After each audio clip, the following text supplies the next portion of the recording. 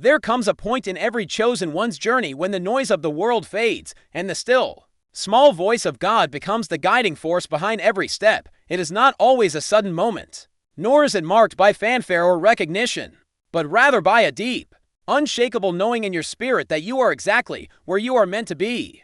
This moment of divine alignment is not just about doing something good. It is about doing the very thing you were placed on this earth to do. It is the intersection of faith, obedience, and timing, where every past trial and every lesson learned converge into one perfect act of purpose. You may have faced seasons of confusion, moments of doubt, and stretches of silence where you wondered if God had forgotten you.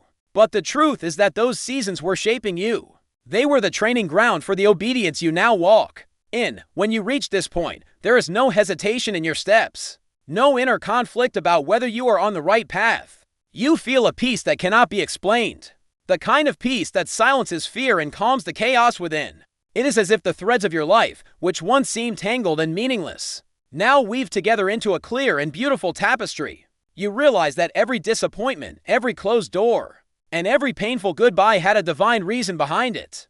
God was orchestrating events behind the scenes, aligning people, opportunities, and even delays so that you could be ready for this exact moment. The decisions you make now carry a different weight, not because they are grand in the eyes of men, but because they are in perfect harmony with the will of heaven. It is in this moment that obedience feels less like a burden and more like a privilege. You are not acting out of fear of punishment or desire for reward, but out of pure love and trust in the one who called you.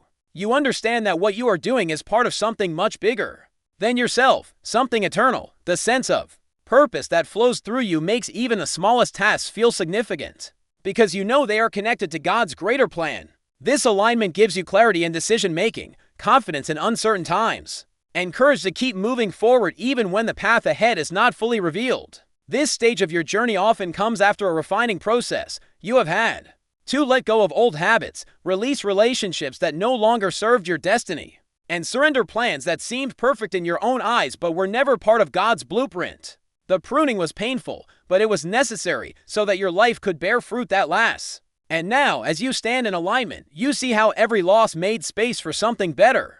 Every detour brought you closer to the truth, and every no from God was protecting you from less than His best. The moment of divine alignment also shifts the way you see yourself. You no longer carry the weight of striving to prove your worth, because you understand that being chosen was never about your qualifications, but about your willingness to say yes. You move with humility, knowing that the power behind your actions is not your own but comes from the one who called you. This awareness keeps you grounded, yet it also ignites a boldness within you, a boldness to step into opportunities that once felt intimidating, to speak words that once caught in your throat, and to pursue paths that once seemed impossible. Before the celebration in heaven, there were battles no one saw, struggles you endured in silence, and storms that threatened to pull you under. These were not ordinary trials. They were battles designed to test the depth of your faith, the resilience of your spirit, and your ability to hold on when everything around you seemed to fall apart. People may see your victory now, but they have no idea of the nights you cried yourself to sleep, the moments you wanted to walk away, or the countless prayers you whispered when you didn't know if you could make it through another day. These unseen battles shaped you into the person who could carry the blessing you now stand in. They burned away fear, stripped you of pride, and strengthened your dependence on God in ways comfort never could. There were moments when you felt like you were losing more than you were gaining. Friends turned away, doors closed without explanation, and seasons of waiting stretched far longer than you expected. You questioned whether the promise God gave you was still valid, or if you had somehow missed your way entirely. The isolation was heavy, the spiritual warfare intense, and the discouragement relentless. Yet through it all, you discovered a well of strength inside you that only God could have placed there. Every time the enemy thought you were finished, you rose again, not because you were unshakable, but because you were held up by a power greater than yourself. During these battles, heaven was watching closely. Angels took note of your perseverance, your worship in the middle of the storm, and your refusal to let go of hope even when nothing around you made sense. You learned to fight not with physical strength, but with prayer, with worship, and with the truth of God's word. You began to understand that the fight was never about what you could see.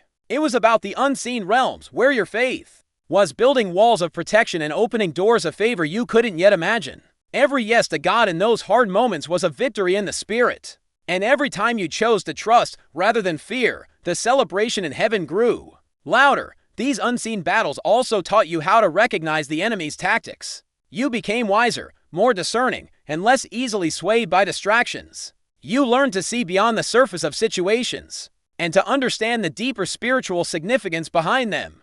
The pain trained you to be alert, to stand your ground, and to guard your heart against bitterness and despair. While others may have crumbled under the weight of such trials, you allowed them to refine you instead of define you. You didn't just survive, you grew stronger, more steadfast, and more rooted in your faith. Now, as heaven rejoices, it is not simply because you made it to the other side, but because you made it through without letting the fire destroy your character. You came out of the battles with a heart still soft toward God, a faith still unshaken, and a spirit that still believes in the goodness of His promises. What no one else saw, the tears, the prayers, the warfare, was seen by the one who matters most. And in His eyes, that victory was worth more than any public recognition or applause you could ever receive. When a chosen one steps into obedience, it rarely stops with them.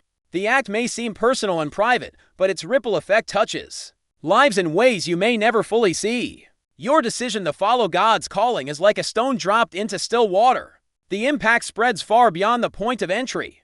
People are watching you, sometimes silently, sometimes from a distance. And your faith becomes a living testimony that stirs something in their own hearts. They may not tell you, but your courage to say yes to God plants seeds of possibility in their lives. It shows them that obedience is not just for perfect people or for those who have it all figured out, but for anyone willing to trust God even when the path is uncertain. In a world where compromise is common, your unwavering stance becomes a rare light. There are those who have been sitting on the edge of their calling, hesitating because of fear or doubt, and your example becomes the push they need to step forward.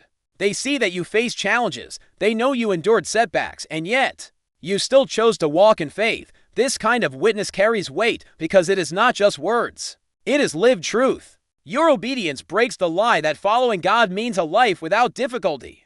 Instead, it proves that His grace is enough to carry a person through the difficulty and still fulfill their purpose. This ripple effect doesn't always happen in obvious or dramatic ways. Sometimes it's in the quiet conversations, the heartfelt encouragements, or the simple consistency of your character over time. Someone who has been wandering aimlessly may find direction just from observing how you handle adversity. Someone struggling to forgive might find the strength to let go because they saw you do it first. Someone wrestling with surrender might finally lay their burdens down because your life showed them the beauty of trusting God completely. You become a living message, and the more you walk in obedience, the louder that message echoes in the lives of those around you. The influence you carry in this season also reaches people you will never meet. Your words, your choices, your acts of kindness, and even your silent prayers create a spiritual legacy. It might touch a stranger through something as simple as a social media post, a small act of generosity, or a moment of integrity when no one was watching. You may not realize it, but every time you align your actions with God's will, you release spiritual impact into the atmosphere. That impact moves through people, through places, and through generations. What makes this ripple effect even more powerful is that it multiplies. The person you inspire may go on to inspire others. The courage you ignited in one heart may spark a chain reaction of obedience across many lives. Heaven sees this multiplication and rejoices because your yes to God is not just about your story. It's about a web of stories that will unfold long after your moment of decision. Your obedience becomes a catalyst for revival in hearts, communities, and even nations. And all of it begins with one act of faith that you were willing to take, not knowing just how far its reach would extend. Thank you for taking the time to receive this word.